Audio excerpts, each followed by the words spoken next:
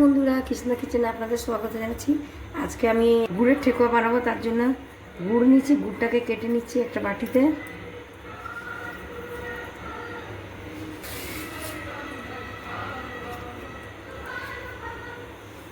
এটা আখের গুড়, এক বাটি গুড় হলো, এটা কেটে নিলাম।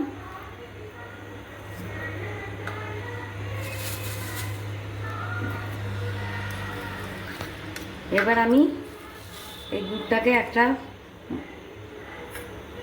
বড় বাটিতে ঢেলে দিচ্ছি।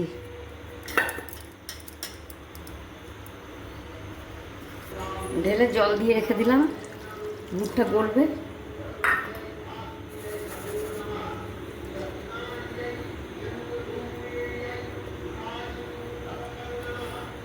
গুড়টা এটা গলবে থাক।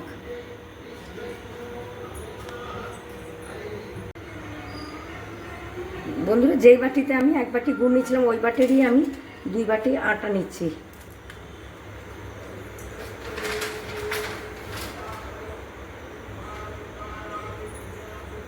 দুই বাটি আটা নিলাম।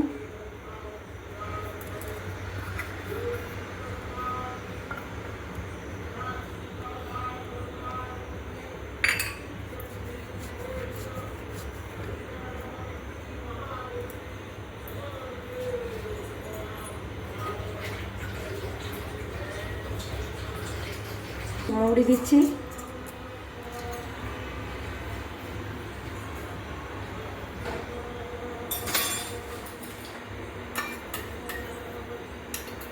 এলাচের গুঁড়ো 1 চামচ দিলাম,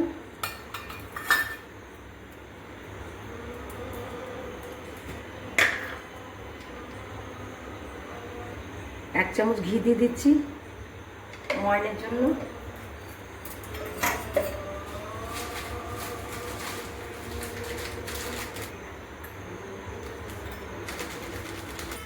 চার চামচ আমি ডেসিকেটেড কোকোনাট দিয়ে দিলাম। এবার ভালো মতো এটা মিলাচ্ছি।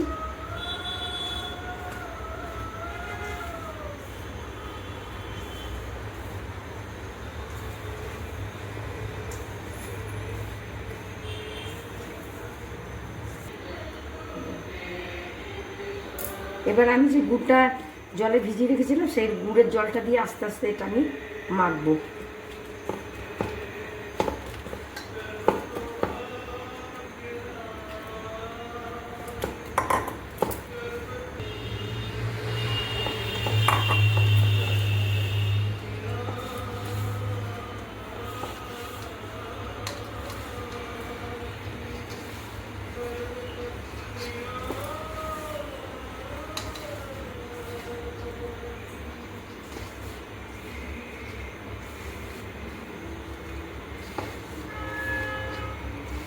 এই যে বন্ধুরা, আটাটা আমার মাখা হয়ে গেছে।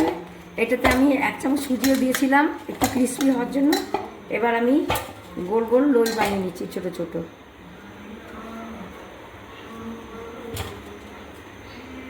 বন্ধুরা, আমার অনেকগুলো লেচি হয়ে গেছে। এবার এগুলোকে আমি গোল গোল করে একটু চ্যাপটা করে নিচ্ছি। এই যে ব্যালুনটা রেখে একটু চ্যাপটা করে একটা কাঁটা চামচের সাহায্যে একটুখানি আমি ডিজাইন করে দিচ্ছি এরকমভাবে।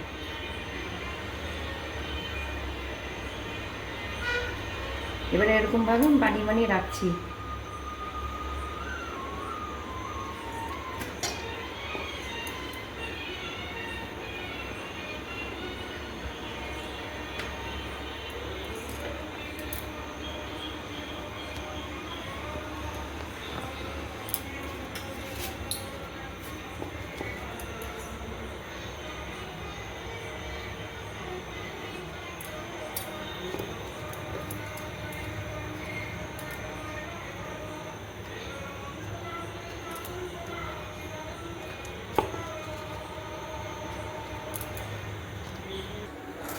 দেখুন বন্ধুরা, আমি সব ঠেকুয়াগুলো গড়ে নিয়েছি।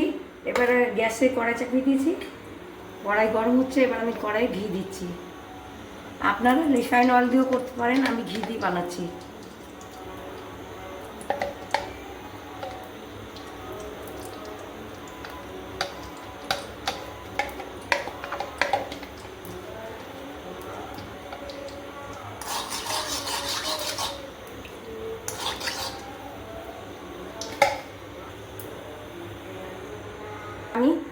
একটা করে ঠেকুয়াগুলো দিয়ে দিচ্ছি। হাই ফ্লেমে দিয়ে তারপরে কমিয়ে দেবো।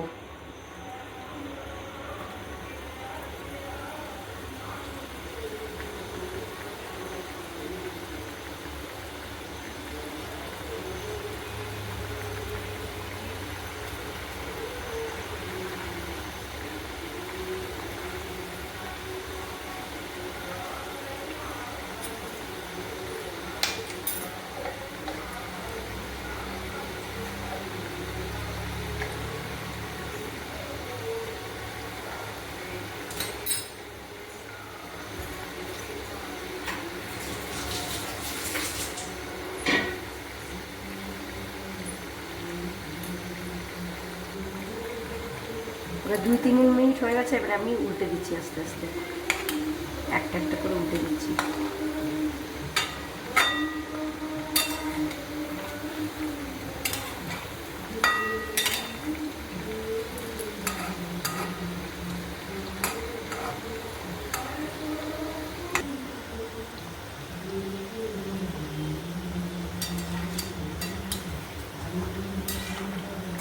দেখুন বন্ধুরা, আমি 3-4 মিনিট কম আছে এটাকে হাই ফ্লেমে দিয়ে আঁচটা কম করে দিয়েছিলাম, তারপরে এগুলো 4 মিনিট ধরে ভাজলাম।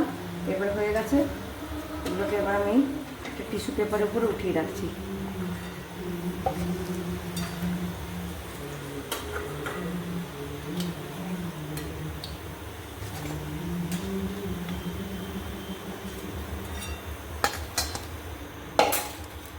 আবারও আমি দ্বিতীয় ব্যাচের আরও দিয়ে দিচ্ছি। দেওয়ার সময় আঁচটা বাড়িয়ে দিতে হবে।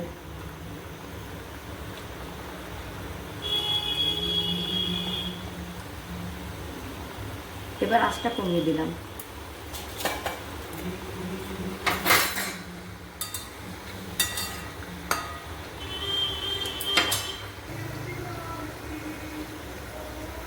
এবার দ্বিতীয় ব্যাচের ঠেকুয়াগুলো আমার হয়ে গেছে ভাজা।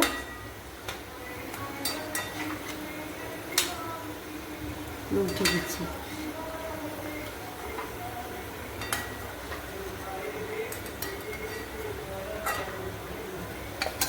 এইভাবেই আমি সব ঠেকুয়াগুলো ভেজে নেব।